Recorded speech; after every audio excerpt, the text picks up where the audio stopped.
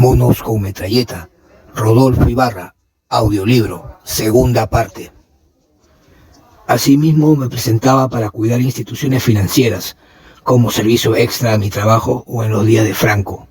Todo con la única probabilidad de encontrar alguna vez y frente a frente con este simio enmascarado. Empecé a estudiar todos los asaltos que habían ocurrido desde Latán, el Cholo Colopuma, Yango y la Chica Dinamita, la banda de los Retacos, los Destructores, los Sánchez Bedón, los Elegantes, los Informales, etcétera, etcétera, hasta los atracos juveniles improvisados o de gente con poco talento para el crimen y que asaltaban con pistolas de juguete o con plátanos envueltos detrás de una tela.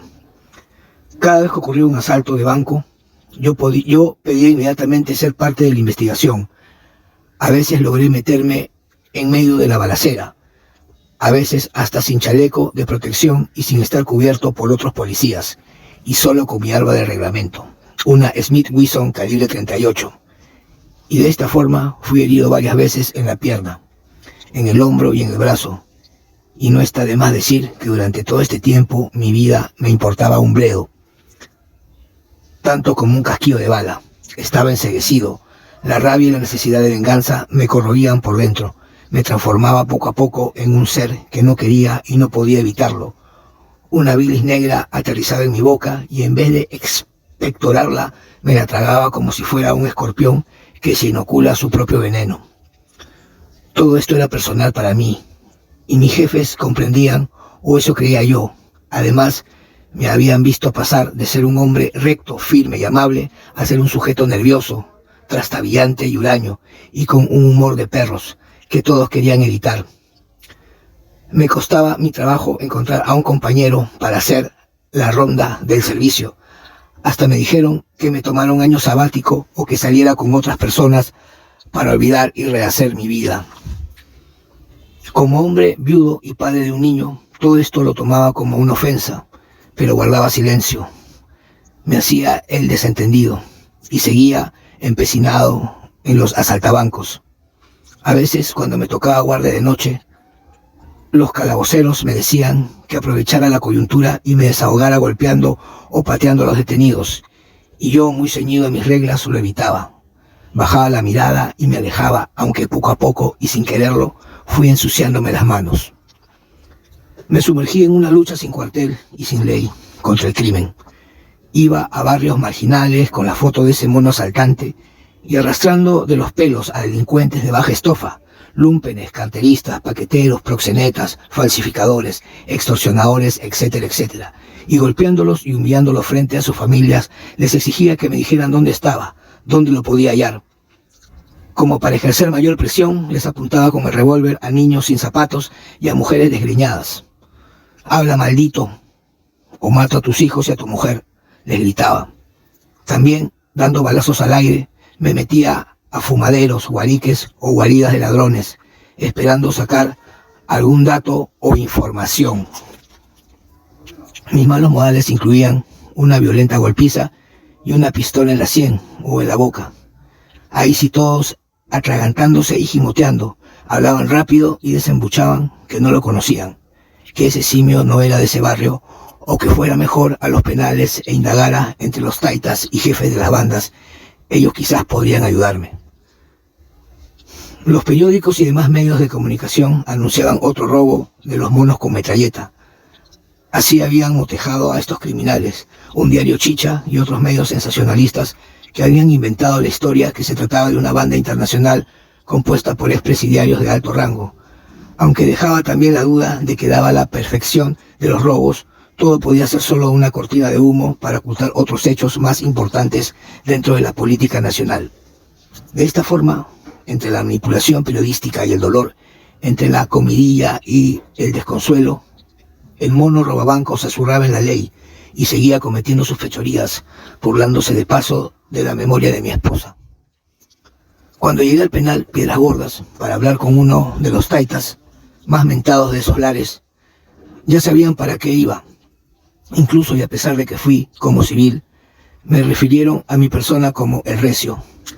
Después de pasar el denigrante cateo y revisión de las puertas, que incluía rayos X, desnudamiento, olfateo de perros y revisión de boca y dientes, me hallé en uno de los patios junto al rey Momo, un maleante y múltiple asesino condenado a cadena perpetua, quien me reveló que ese simio al que estaba buscando no pertenecía al mundo de Lampa.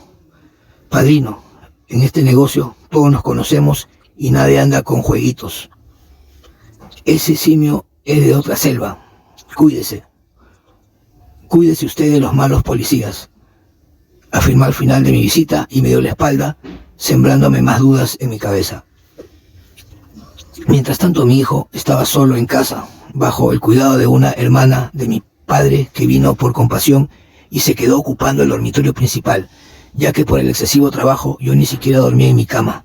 Además, me era insoportable escuchar el llanto de mi hijo y preguntarme por su madre, sobre todo cuando no podía decirle que no estuve ahí para cuidarla de los zampones y gente de mal vivir, y que en el fondo les había fallado a los dos, y no me perdonaba ese error.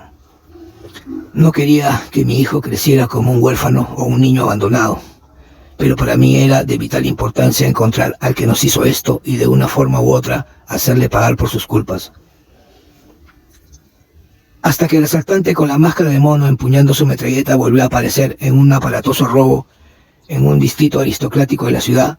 Las cámaras lo grabaron íntegro desde que entró al banco y con sus otros compinches, también enmascarados, redujo al cuerpo de seguridad, a los empleados y al directivo de la agencia de Monterrico, a quien obligó a abrir la caja fuerte, para en contados segundos fugar en un auto negro con rumbo desconocido. Todo fue tan rápido y milimetrado que no cabía duda de que eran profesionales. Se llevaron las armas de los vigilantes y dejaron a todos maniatados con una cinta plateada. Por lo que se podía ver, eran 5. Uno esperaba con el auto encendido a mitad de la pista, otro montaba guardia en la puerta, haciendo de centinela, un tercero se encargaba de despojar de sus armas y amarrar a los guardias y al personal del banco, y un cuarto entraba a la bóveda con el directivo o la persona encargada de las llaves y claves. El quinto era el simio que, subido en el mostrador, contabiliza el tiempo y miraba a todos lados dando gritos, apresurando a su gente y disparando al aire. Repasando el video encontré que el mono, casi al final del atraco, sacaba de entre sus ropas un objeto que parecía un regalo. Miraba la cámara, señalaba con el dedo y lo dejaba encima de la ventanilla. Enseguida huía saltando como un simio. Al principio parecía que se sacaba un pañuelo para limpiarse el sudor de dentro de la máscara, pero viéndolo bien, se trataba de un objeto, una pequeña caja.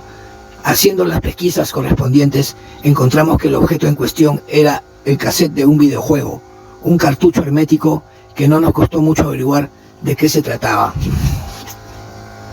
El videojuego narraba las peripecias de un mono atrapado en un laberinto que debía evitar a un cazador de safaris que disparaba balas de somníferos con el fin de venderlo en un circo. Pero el mayor trabajo del mono consistía en atravesar una selva hecha de plantas carnívoras y llena de depredadores. En la huida el mono perdía energías y tenía que recargarlas cuando aparecía un plátano gigante, el cual también significaba una suma de puntaje y de más vidas para enfrentar los peligros. Si lograba atravesar todos los niveles, el mono encontraba la salida hacia un paraíso y corría a los brazos de su mamá. De esa forma el jugador se coronaba como ganador. Traté de encontrarle algún mensaje encriptado en todo esto, pero no hallé mayores respuestas y terminé aceptando que solo se trataba de su firma, un detalle. De esta manera el mono con metralleta dejaba su huella y marcaba su territorio.